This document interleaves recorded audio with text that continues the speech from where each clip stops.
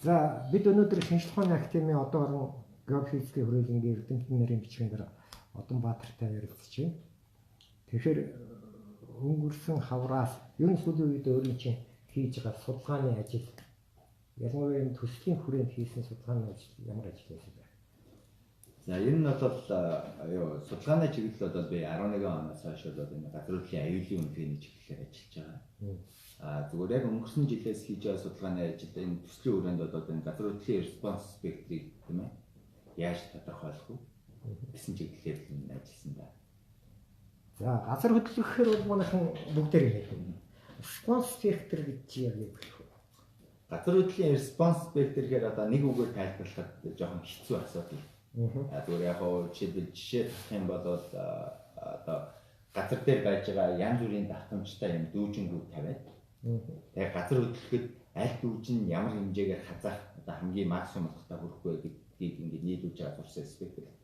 Энэ нь ямар утга учиртай юм бэ гэвэл одоо жишээлбэл 1985 онд Мехикод газар хөдлөхөд жишээ 400 км-ийн авал газар хөдлөхөд тэгээ Мехико чинь тэр чигээрээ сонсон шүү. Сонсон үндсэн сүүл болсон үндсэн шалтгаан нь одоо Мехико ч өөрөө хатсан нуурын дээр барьцаад байгаа байхгүй. Тэр нуурын давтамж нь одоо жишээлбэл нэг 2 секунд орчим. Тэр давтамжийн 2 секунд гэдэг нь барилга өөрөө хилтэлцэж байгаа давтамжтай ижлэхэн давтамж байсан 13 давтамж. Тэгэхээр нөгөөх нь резонансын үзэгд одоо нөгөө барилгууд нь бүгдээрээ нурсан ийм байна. Жишээлбэл тэр хүч нь яг ийм хотын хажуудлын хадан дээр байсан. Одоо хаттай хажуудаа нуурт хатсан дууран дээр байсан юм. Хадан дээр байснаас 50 дахин хүчтэй байсан. Тэгэхээр резонансын үзэгдэл гэдэг бол ямар хүчтэй? Одоо резонанс гэдэг чинь зүгээр ерөөсөө хоёр хүч одоо нийлж хавсах тийм зэрэг одоо энэ манай хий таарч гэдэг юм уу тэрнтэй ойлцож. Резонансын үзэгдэл бол жишээлбэл би хүмүүст одоо хүүхдүүд жишээлбэл энэ тухай ярихдаа хамгийн түрүүнд татдаг жишээ бол одоо Москвагийн тэр нэг гүүр цэргүүд алхаж байсан чинь маш том гүүр норцсон баг. Москва 1600-аад оны үед шиг санаж байна. Тэрнээс хойш бол тэр цэргийн алхам гүүрний өөрийн хэлбэл гүүр чи уултчлаас хэлбэлсэн нь бас нэгээс 2 секундын орно. Алхам чи яг хийг таараа. Зүгээр цэргүүд нөө маршаар алхаж чад гүүр нөрчсөн байна.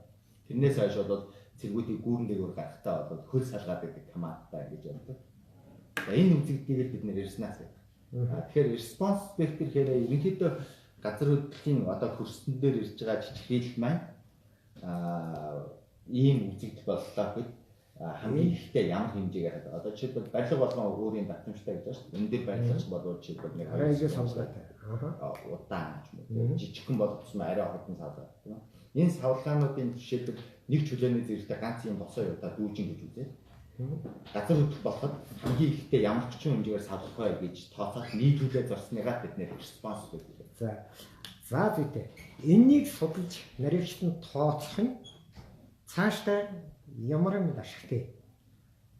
Энэ нь бол газар хөдлөлийн хүчийг болоод үнэлэх олон янзын аргууд байна. Одоо бид нэр бол газар хөдлөлийн гамшиг гэдэг юм. Газар хөдлөлийн аюул гэдэг юм яриад байгаа юм бол ерөнхийдөө хүмүүсийн өөрсдийн бүтээн байгуулалттай шууд холбоотой. Бид гэртээ амьдарч ирсэн бол аюул байх гэж байна. Аюул байх. Тэгэхээр бид нэр байшин барилаа гэхэд газар хөдлөлт норохгүй байшин барья гэж ойлгох хэрэгтэй тийм ээ. Нэгд бид нар газар хөдлөлийг хичнээн урьдчилж хилдэг байсан ч гэсэн бид нэр норохгүй байшин барих хэрэгтэй шүү дээ. Тийм. Норохгүй байшин барихын тулд бүгдийн одоо маш сайн гангаар барьчуд бол норохгүй байж болоход байна. Доош нь сайхан суулгана тийм. Энэ тохиолдолд нөө эдийн засгийн үр ашиг маань хаа очих вэ? Өсөд алга болно шүү дээ. Тийм учраас бид нар хамгийн одоо оптималныхаар ямар хэмжээнд байшин барих хэрэгтэй. Тэрний тулд газар хөдлөлөөс ирэх хүчээ яаж үүдэх ёстой вэ гэж асуув. Газар хөдлөлийг бол хамгийн анхандаа бол бидний одоо баг хүн болгон мэдж байгаа газар хөдлөлийн баал гэж яриад байдаг. Тийм. Баал гэдэг бол жишээлбэл хаана газар хөдлөх болчиход тэрнээс тодорхой зан газар ямар хэмжээгээр жижигхийлэхийг зөвлөж байгаа юм. Энэ бол физик хэмжлэх юм биш. Баал гэдгийг яаж тогтоодог вэ гэвэл одоо жишээлбэл модон ч юм уу тодорхой бетоноор цутгасан тийм баримтаа 100 барилга байхад 5% нь орох юм бол тэдэн баалаа. Энэ авжуур савлах юм бол тэдэн баалаа гэж ингэж тодорхойс одоо эмпирик гэж яриад байгаа. Туршилтаас гаргаж ирсэн хэмжих юм. Тэгэхээр одоо сүүлийн үед магнитудаар аюулгүй хэмжиж байгаа юм. Мангитууд гэдэг бол газар хөдлийн голомтонд болж байгаа хүчийг илэрхийлж байгаа. Одоо жишээлбэл гэрэл чинь бол 100 ваттын гэрэл хэлэх юм. Баал гэдэг нь тэрнээс хол газар чичгээлж байгаа хэмжээг явж байна. Одоо жишээлбэл гой болтоод газар хөдлөлөө гэхэд яг Улаанбаатар Баян хонгорт болол 8 баал байхад Улаанбаатар 6 баал ч байд юм уу. Зүгээр бол баал нь багсан шүү дээ. Тэр чичгээлийгээ баал гэж яриад. Мангитууд гэдэг бол газар хөдлөхөөр яг голом байгаа хүчийг илэрхийлж байгаа хэмжээ гэсэн. За. Тэгэхээр тэр газар хөдлөлийн би response spectrum ярих гэж их холоос яриад байна. Тэгэхээр газар хөдлөлийн хүчийг хэмжихийн тулд бид нэр баал гэж хэмжих нь гэдэг дараа нь хөрсний оргил бортгол гэдэг юм. Ер нь физик одоо мэддэг хүмүүс бол хөрсний оргил бортголыг массаар нь бүрчих юм бол шууд хүчин зарчиж байгаа. Тэрнтэй ижлэх нь барилга дээр энэ response spectrum-ыг болоод сүүлийн үед маш хүчтэй хэрэгжилж байгаа. Маш хүчтэй гэж яг туулахын явдаа хөгжсөн. Түгээмж хэрэгжилдэг байна. Одоо энэ барилгын норм дүрмд олон улсын барилгын норм дүрм ч юм уу response. Манай барилгын норм дүрм ч гэсэн барилгын response spectrum гэж байх байхгүй. Тэр response spectrum-ыг яагаад судлах шаардлагатай гэвэл өнөөдөр манай барилгын норм дүрм маань байгаа response spectrum маань яг өөрийн хөрсөн дээр байгаа геологийн нөхцөл, газар хөдлөлийн төвчл, одоо энэ хөрсний шин чанараа тооцож оруулсан норм response spectrum биш. Гадны норм дүрмээ шууд аваад тохируулсан юм. Тэгэхээр энийг хаанхын хэдэн оны юмыг авсан бэ? За яг хэдэн оныг мэдэхгүй байна. Ямар ч одоогоор бол Украины тийм хуучин зөвлөлт одоо Украиных байхаар Украины тэр газар хөдлөлийн норм дүрм бас тэрэн дээр байгаа газар хөдлөлийн бичлэгүүдийг одоо хэрэглэдэг байхгүй. Яг норм дүрм. За Украин за тэгвэл Украин гэдээ үзчихье яг. За Украин биш ч байна. Украин манай хоёрын газар хөдлөлийн ич хүчийг хөрс эдгээр нь одоо хэр ялгаатай вэ? Украин ч болоод одоо жишээлбэл ийм тэгш тал дээр байж байгаа газар хөдлөлийн ичвчил маш багтай. Яг хөө мэдээж тэр чинь нөгөө нэг хэмжээсээр нь ихсэж багсгаад өөрийн норм дүрмд бас нэг жоохон зохицуулсан юмнууд байна. Гэхдээ яг энд байж байгаа өөрийн одоо жишээ эмээлтийн хагаллыг тооцоод тустаагаа тооцоод тэнд өвчлээ тооцоод гаргаж ирсэн норм дүрм болов яг ч нэг атом урагшаа алах юм болов гэдэг үгнээс энэ судалгаа хийсэн. За яг энэ чигийн мэрэгчлэлтэн манай хэр байна. За яг та нар бол яг одоо шинжлэх ухааны байгууллага учраас одоо ингээд судалж байгаа юм байна. Яг нөгөө хэрэгжүүлж байгаа байгууллагууд, барилгын зураг төслийн байгууллагууд эдгээр одоо манай боловсролчийн хангалттай байж чадчих юм. Яг зөвөр барилгын компаниуд зураг төслүүд болоод тэдний чинь бол норм дүрмийнхаа дагуу тооцоо хийх хэрэгтэй хүмүүс шүү дээ. Зөвөр яг энэ чиглэлийн судалгааны эрдэмтэд тэгэхээр яг газар хөдлөлийн инженерчил гэж тусдаа юм мэргэжлийн салбар байгаа байхгүй. Одоо барилгын инженер, газар хөдлөлийн тооцоо байдаг. Энэ бол үнэхээр байгаа гэхдээ маш дутмаг гэж би хэлэх байна.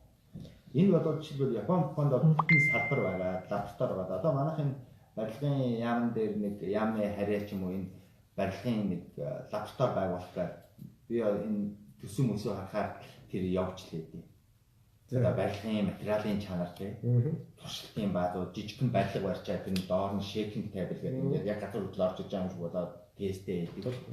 Туршилт хийдэг. Тэгэхээр миний ойлгосноор бол яг ажиллах боловсон хүчний хувьд жоохон дутмаг юм болов уу гэж хараад. За юутай ч гэсэн response spectrum хувьд бол галтэрэг бол хөдөлсөн юм байна.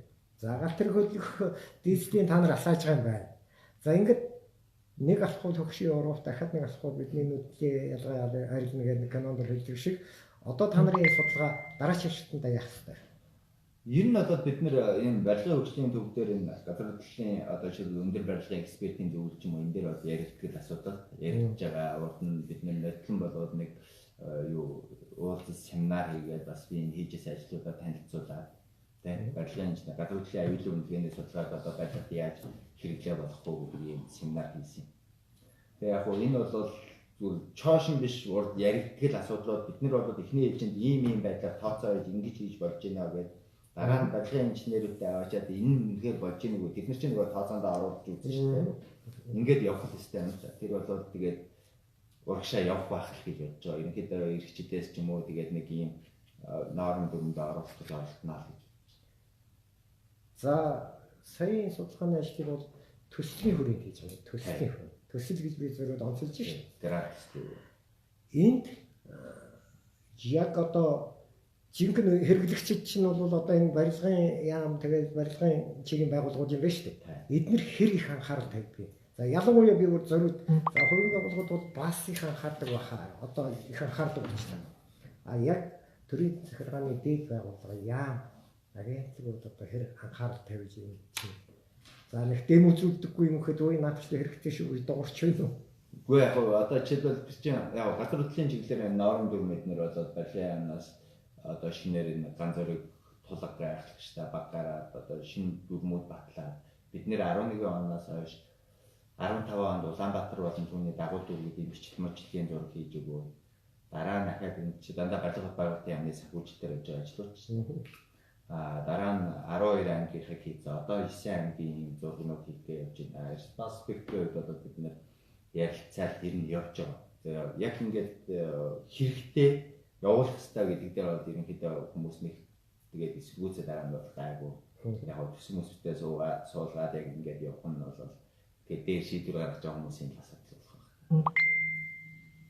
Одоо яг энэгээр мэрэгчл эзэмшихэд сурчгаа одоо хүмүүс байна.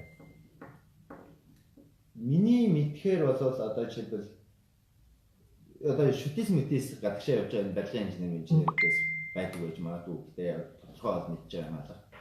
Нэг залуу Япон Нагаяачдуудаа сурч байгаа гэсэн гэхдээ тэр нь яг барилгын инженер чиглэл рүүгээ давмгаа юм шиг байна лээ. Өөрөөр энэ нэг Японы Цукубад нэг газар хөдлөл болон инженерчлэгийн олон улсын инженерчлэгийн магистрийн сургалт байдаг. Тийм нэг ганц хоёр хүмүүс шүтээсээс яваад байдгээс сүүлийн сураг байхгүй байх шиг байна. Нэг тийм сайхан ажил эхлүүлсэн чинь зогсолтгүй цааш явах хэрэгтэй байна. За сая бол өөрөө хэлсэн шүү дээ. Энийг цааш нь аваад хэрэгжүүлээд одоо тэр хууль дүрмийн журмдаа тусгад юм уу, нэгж байгуулт юм уу тэр нь бол тэдний хэрэг.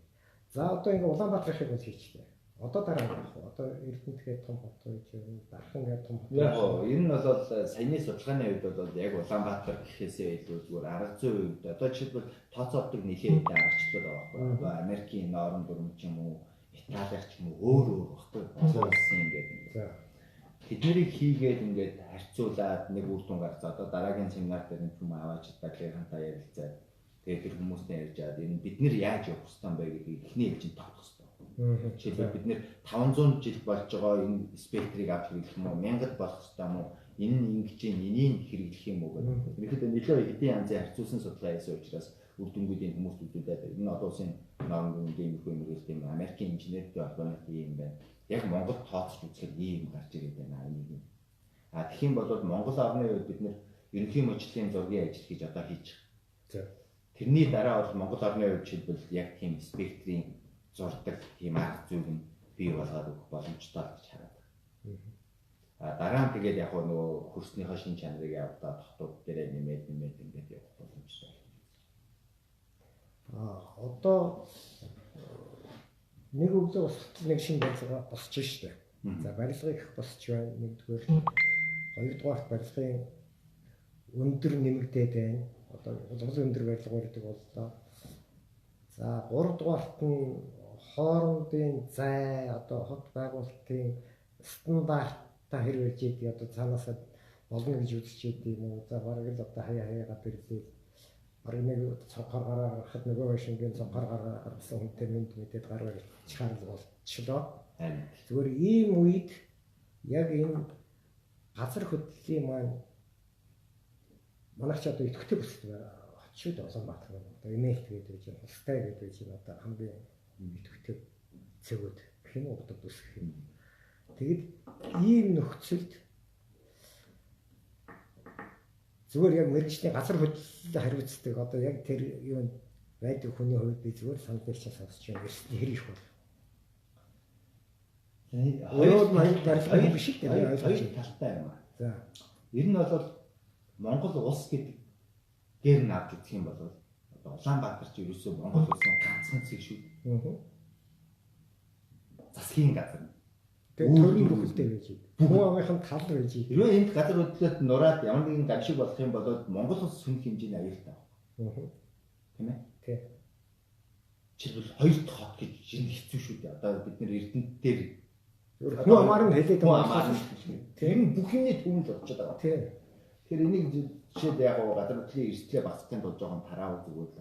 Нөгөө талаасаа бол яг газар хөдлөлийн Өнөөдөр одоо Токиод газар хөдлөлтөд одоо Калифорни газар хөдлөлт эднэр бол тухайн агуулгын шилжилтүүд нь хурдан 100 жилд нэг удаа болдог байна. Батгах хугацаа. За жишээлбэл жилд нэг 2 мм-ээр ингээд шилжилт бол бүр илт явагддаг байхгүй. Тэрийг 100 жилээр үтчих юм бол 2 м болж шээ. Нөгөөх чинь ингээд 2 м ингэж тасарч байгаа газар хөдлөлт чинь ингэж хүчтэй хуримжлалтай тасарч байгаа тоног хөдөлгөөн гэж байна. Улаанбаатар хотын хувьд бол Монгол орны хувьд бол энэ хацангуй бага байхгүй. За одоо шилжилт. за Жишээлбэл газар хөдлөлтийн нас нь бол нэг говь алтаад давтамж 57 чинь бол нэг 3500 жил. Гомстой хөө. Тий. Тэгвэл одоо 1957 онд төдөө үстэй. Одоо 3000 жил бол тэгэхээр гайгүй. Булганы могод хэдв? Могод 62. Могод бол яг тийм нарийнчсан судлаа бид нар Француудтай нэрлэе гэдэг явуулсан үр дүн гараагүй л байна. Ойролцоогоор нэг 4-5 жил байгаа болов гэсэн таамаг. Тэгэхээр нэг бодлоор гайгүй юм шиг байгаа бас тийм. Устаа бол одоо эмээл бол 100000 жил ч гэж магадгүй. Яг нь шархаа дээр нэг Франц нөхөр докторийн ажил хийгээд Австрийн арал дээр Францад Страсбургийн сургууль докторийн ажил хийгээд 1000 жилгээ гаргацсан юм байна. Гэхдээ тэр бол жоохон нэг судалгааны ажил нь яг үнэн үү хотлаа юу доктор болгоно бүгд үнийг ярих гэж байхгүй шүү дээ. Тэгээд яриатай байж байгаа. Тэгээд яг Улаанбаатар хотын хувьд бол нэг талаасаа тийм. За энэ бол зүгээр магадлал шүү. Тийм.